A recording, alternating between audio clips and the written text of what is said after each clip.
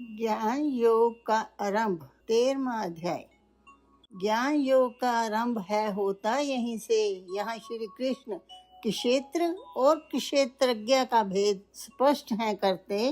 कर्म योग से यात्रा शुरू है होती, निष्काम कर्म की साधना से अपेक्षाओं से मुक्त होकर कर्म करना और यह जान लेना कि उन कर्मों के पीछे निर्णायक शक्ति है कौन।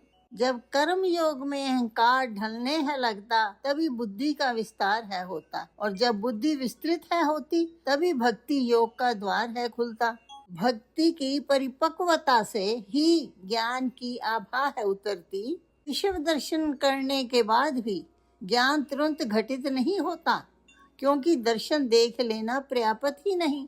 ज्ञान के लिए स्वयं के भीतर प्रकाशित होना होता है आवश्यक। इसलिए अर्जुन के प्रश्न अभिशेष हैं, क्योंकि वास्तविक ज्ञान बाहर से नहीं, भीतर के प्रकाश से जन्म है लेता। क्षेत्र है क्या और क्षेत्रज्ञ है कौन? प्रकृति और पुरुष का भेद है क्या? कृष्ण बताते हैं यहाँ अर्जुन को, यह शरीर है क्षेत्र, और जो इसे जानता है वह क्षेत्रज्ञ है। जब यह ज्ञान सिर्फ शब्दों में रहता है तो वह ज्ञान नहीं बनता। ज्ञान तब बनता है जब जानने वाला स्वयं को देखने लगे। भगत के लिए संकेत है देते, यदि मैं शरीर हूँ तो दुख स्थायी है, यदि मैं जानने वाला हूँ तो साक्षी बनना संभव है।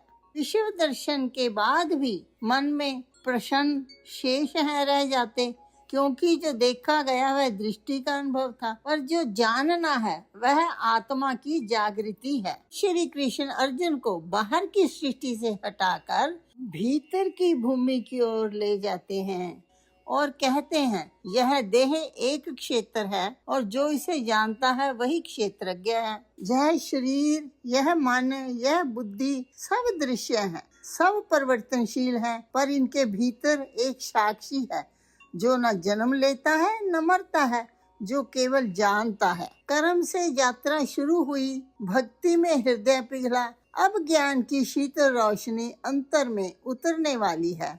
कृष्ण कहते हैं, यह ज्ञान पुस्तकों से नहीं मिलता, न वाद विवाद से। यह तब प्रकट होता है जब अहंकार ढल जाता है और दृष्टा स्वयं को पहचान लेता है। अब प्रश्न बदल गया अर्जुन का, मैं क्या करता हूँ नहीं कहता है, बल्कि मैं हूँ कौन। यहीं से ज्ञान योग का आरंभ है होता, यहीं से क्षेत्र और क्षेत्रज्ञ का भेद है खुलता, और यहीं से मनुष्य स्वयं के भीतर ईश्वर को जानना शुरू है करता। विश्व दर्शन में भक्त की प्रकाश यात्रा का वर्णन हुआ, पर आत्म ज्ञान की अनुभूति अभी शेष थी। अर्जुन फिर कहते हैं, हे केशव, यह भेद मुझे स्पष्ट समझाइए। क्षेत्र और क्षेत्रज्ञ का रहस्य मेरे हृदय में उतार दीजिए। तब श्री कृष्ण ज्ञान के मार्ग से आत्म स्वरूप का परिचय देते हैं। दिव्य दर्शन हुआ दिव्य दृष्टि से, पर उसके साथ भय भी उत्पन्न हुआ। कृष्ण समझाते हैं, कर्तव्य कर्म करते हुए प्रेम भाव जागृत करके आत्म दर्शन और ज्ञान का मार्ग स्पष्ट है होता। ज्ञान को जानकर आनंद की प्राप्ति है होती। वह न आदि है न अंत है, वह न सत्य है न असत्य है, वह परम ब्रह्म है। वही सब में व्यापक है, वही संपूर्ण जगत में समाया हुआ है। वह संपूर्ण इंद्रियों के विषयों को जानने वाला भी है, फिर भी इंद्रियों से रहित है। वह आसक्ति से परे होकर सभी का धारण और पोषण करता है। वह निर्गुण होकर गुणों का भोगता है।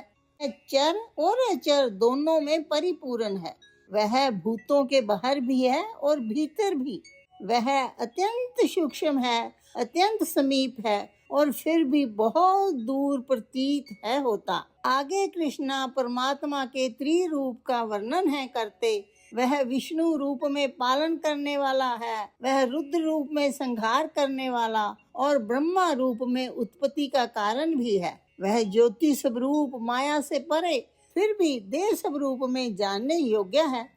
वह सबके हृदय में बसा हुआ है। क्षेत्र और क्षेत्रज्ञ के भेद को विवेक से जान सकते हो। विवेक से जान लेना ही प्रथम साधना है कि क्षेत्रज्ञ ही मूल तत्व है।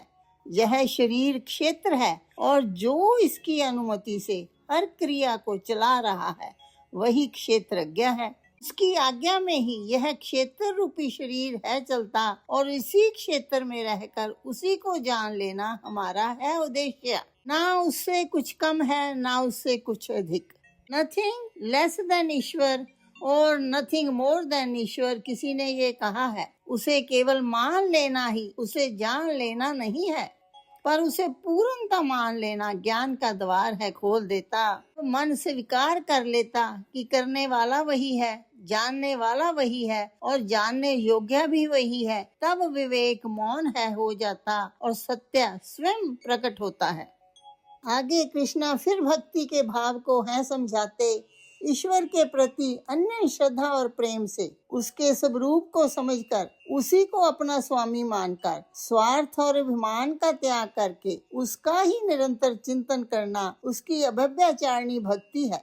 वही उसकी चिंतन भक्ति है। यहाँ मन भटकता नहीं, गणना नहीं करता और अपेक्षा नहीं रखता, केवल उसी में टिक जाता है। ना कुछ मांगना ना कुछ बनना, बस उसी में हो जाना। यह वही भक्ति है जो शब्दों में नहीं स्थिति से प्रकट है होती, और जब यह भक्ति स्थिर हो जाती तो साधक स्वयं मिट जाता है और ईश्वर ही शेष है रह जाता। कृष्णा आगे फिर कहते हैं भाव रूप में प्रकृति रचती है देह और अनुभव आत्मा केवल देखती है। गुणों से जुड़ते ही जन्म मरण की कथा शुरू है होती और गुणों से छूटते ही मुक्ति का द्वार है खुलता। यह शरीर क्षेत्र है और इसे जो जानता है वह क्षेत्रज्ञ। जो समझ ले कि करता मैं नहीं, भोगता मैं नहीं, बस साक्षी हूँ, वही सच में जानता है। आकाश की भांति आत्मा सब में व्यापक होकर किसी से बंधती नहीं। जब दृष्टि यह भेद देख ले कि प्रकृति कर्म करती है और आत्मा केवल प्रकाश है,